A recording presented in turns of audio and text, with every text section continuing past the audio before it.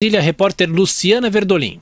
O Supremo Tribunal Federal, por 9-1, proibiu sequestro, arresto e bloqueio de recursos do Rio de Janeiro para pagamento de servidores e prestadores de serviço. A maioria dos ministros entendeu que os bloqueios de recursos determinados pela Justiça prejudicam o planejamento financeiro do Estado e acabam comprometendo outras áreas consideradas prioritárias, como, por exemplo, a saúde e a educação. Os ministros Edson Fachin, Luiz Roberto Barroso, Luiz Fux, Dias Toffoli, Celso de Mello e Carmen Lúcia defenderam a liberação parcial dos valores para garantir o pagamento de serviços essenciais, como explica a relatora da ação, a ministra Rosa Weber. Suspender até o julgamento de mérito dessa delicada ação os efeitos de todas as decisões judiciais do Tribunal de Justiça do Estado do Rio de Janeiro e do Tribunal Regional do Trabalho da Primeira Região que tenham determinado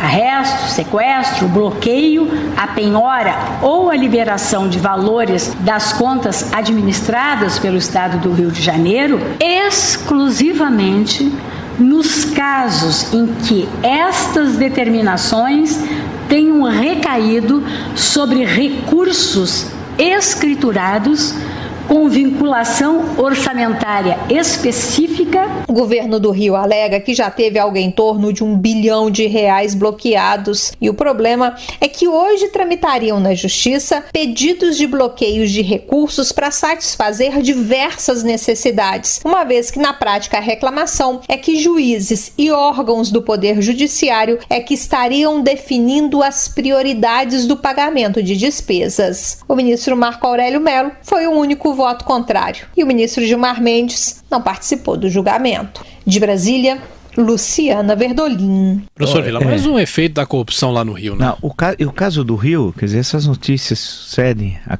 todo santo dia e não tem saída financeira. Quando você faz a conta do que o Estado deve, do que entra, do que sai, ele não consegue sequer. Alguém fala assim, quais são os investimentos do Estado? Zero. E os gastos de custeio?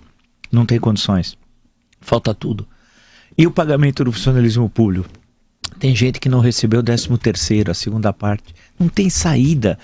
Teria de cumprir a Constituição. Existe a questão da intervenção no Estado, com uma série de pré-requisitos, vamos chamar assim, e evidentemente a situação financeira do Rio justificaria. Porém, nesse caso, não pode tramitar proposta de emenda constitucional quando ocorre intervenção em algum Estado, intervenção do governo federal tal.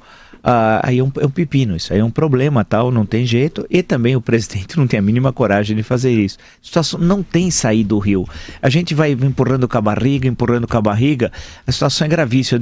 Passou, claro, pelo desastre que foi a gestão Sérgio Cabral, né? E agora a gestão Pezão, mas é um problema antigo do Rio, vem desde lá de trás, desde a década de 80. Na verdade, a coisa foi se agravando quando houve a fusão entre o estado da Guanabara, né, que era só a cidade do Rio de Janeiro, e o estado do Rio de Janeiro, capital e Niterói. A fusão foi em 75. Isso foi um desastre para o conjunto do estado e um desastre para o Rio de Janeiro.